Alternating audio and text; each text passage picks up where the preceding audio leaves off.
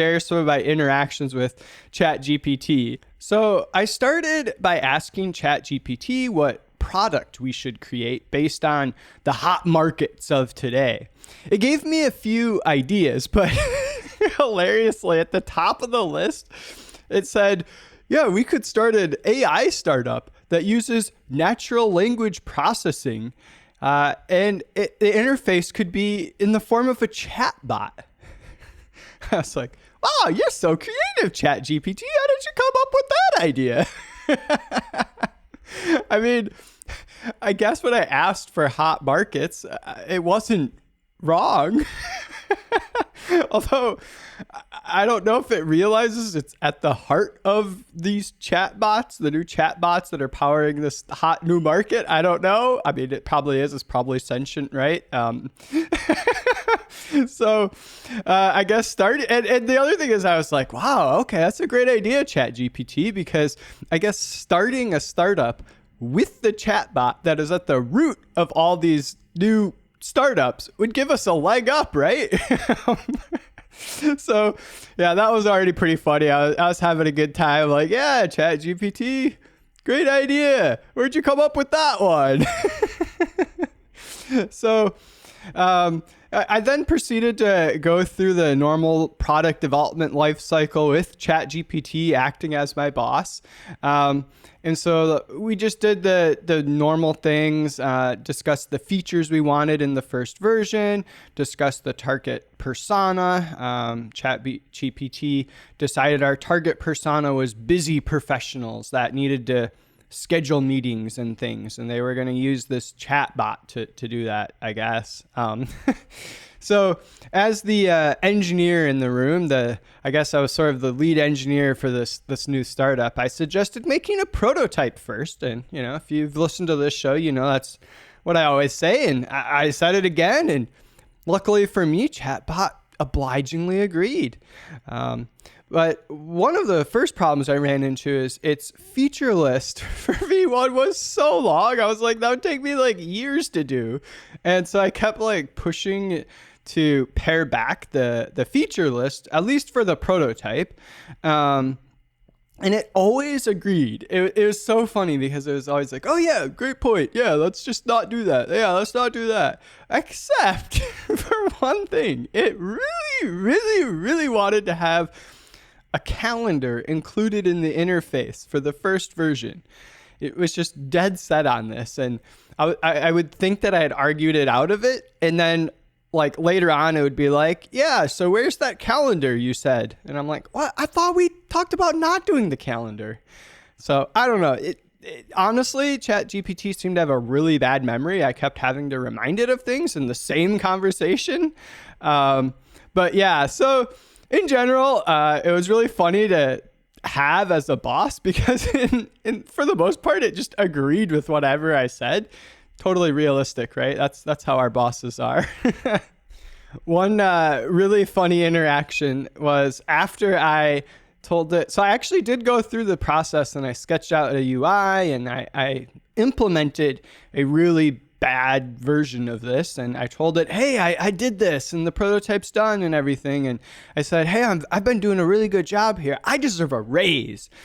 And ChatGPT is like, oh, yeah, okay. But you need to tell me the salary range for your position. What is your position and what's your salary range? And so I told it, yeah, the salary range for my position is $9,001 to $11,000 per hour. And ChatGPT didn't seem to bat an eye. It was like, oh yeah, no problem. But then it came back, of course, like a real boss and said, yeah, that makes sense, but you can only get this raise after we raise our next round of funding for the startup. So yeah, I was pretty bummed I didn't get my raise to $9,001. But hey, it was funny. What did I tell it? I said, it asked me what my position was, and I said, I'm the lead monkey brains engineer. It was totally cool with that. I was like, sweet, great job being the lead monkey brains engineer. um, but yeah, another thing that I thought was really funny too was it kept. So I was asking it like, how's the investment going? You know, are you meeting with investors? How's all this going? And it's like, oh yeah, I'm meeting with investors. And I was like, so do the investors have any feedback for us? Like, what are they looking for in the product? Because at these early stage startups, if you're raising money, the investors are kind of like your customer. Like, you have to build it for the real customers, but you also have to, it's kind of this tricky dance where sometimes you have to do things to make the investors interested. And anyway, so it kept telling me that potential investors were really focused on data and user privacy, which I thought was hilarious. I've never, ever been at an early stage startup like this, unless your product is data privacy and user privacy and that kind of thing, unless that is your product. I've never been at something like this where that's what the investors are actually interested in. I've never heard of that. I think that's kind of not realistic, but it's pretty hilarious. ChatGPT was just insistent. Oh yeah.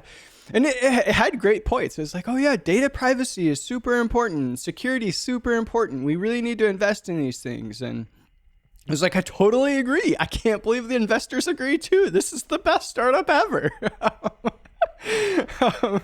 But yeah, all joking aside, I did think it was an interesting way in practice, or an interesting way to practice having some conversations that I might actually have in real life with a boss or a client. It was way too obliging on some things, but I think if you set it up right and you tell it, hey, act like this boss, act like this type of thing, it actually could be an okay way of practicing these interactions that you might have in real life. So if you were planning on having a negotiation for a raise, or even to, a performance evaluation or something, if you can talk to ChatGPT and set it up correctly and get it in the right mode and right thinking. It might take some practice, but I think if you can do that, it would actually provide a fairly interesting and novel way and useful way of practicing these types of interactions. It's not going to be exactly the same, but I found that it helps me sort of refine my thoughts. Even in this whole made up scenario, it's like, okay, yeah.